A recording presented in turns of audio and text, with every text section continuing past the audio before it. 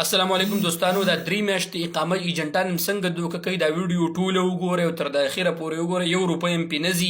ځان پې ښه پوهه کوي چې بیا هم ایجنټان دوکه کوي نو بیا ماته یا نور ملګرو ته میسجونه کوئ او مهرباني اوس څه وکړو ویډیو ټوله وګورئ بجای دې چې دا ډمتوب او دا شیزونه ګورو دا ویډیو وګورئ په دې کې به هم ټوله فایده به مو شي. لایک کوئ هم هېڅ هم مه کوئ خو وایي ګورئ ټوله چې فایده مو شي. ګورئ دوستانو کله چې یو سړی په نوې ویزه باندې ورک ویزه یا باندې راشي نو په هغې کې چې کم 3 میاشتې ټیم هغې ته فتره تجربي وایي د ټریننګ ټایم ورته وایي. آیا د دې دا ایجنټ ستاسو نه چې دا پیسې اخلي آیا دا د دې الګ فیس ورکوي که نه؟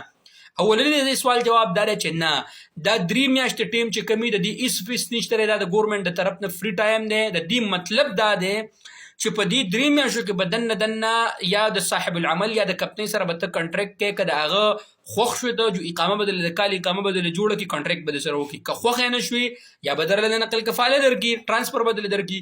که ټرانسفر هم درله درکوو نو خروج نهایي فاینل ایګزټ به درته ولګوي. نو زمونږ د ایجنټان چې کوم دي دا د الله دوی ته هدایت وکړي دا خلک څنګه دوکه کوي چې هلکه ته راشې نو د 3 میاشتو اقامه به درله درکوم. دا چې کوم دا 3 میاشتې اقامه بالکل شته دی خو دا کم 3 میاشتې چې دوی یادوي دا په پاسپورټ په ویزه باندې چې کم 3 میاشتې ټیم وي دا بالکل فری دی د حکومت د طرف نه. څوک هم دوکه نه کړي د دې هېڅ دغه نشته دی. لکه اکثر ډېرو ملګرو ما ته میسجونه کړل چې عمر بھائی مونږ راغلي یو ایجنټ د 3 میاشتو اقامه هم کم ده او زمونږ څخه خو اقامه نشته خو داسې راته وی نو دا بالکل دروغجن دي. دا د رب نه یېرېږي دا د الله پاک نه یېرېږي. دا خلک دا د غریبانو حق خوري. ښه مې پوه کړی اوس دا 3 میاشتې کم په پاسپورټ په ویزه باندې چې کم دا 3 میاشتې ټیمي دا بالکل فری دی ته فتره تجربي وي او کم خلک هم دوکه کوي او څه درته وایي نو ورته وایي چې دا بالکل فری ټایم دی د 1 روپۍ هم نشته. ټیک شه د هغې نه پس که درله بیا اقامه جوړوي او مطلب د اقامې د نه پیسې اخلي اقامه په قانون کې دا دی چې په کم کمپنۍ کې ته راغلی هغه به اقامه ستا جوړوي نو هغه د هغه بیا حق دی.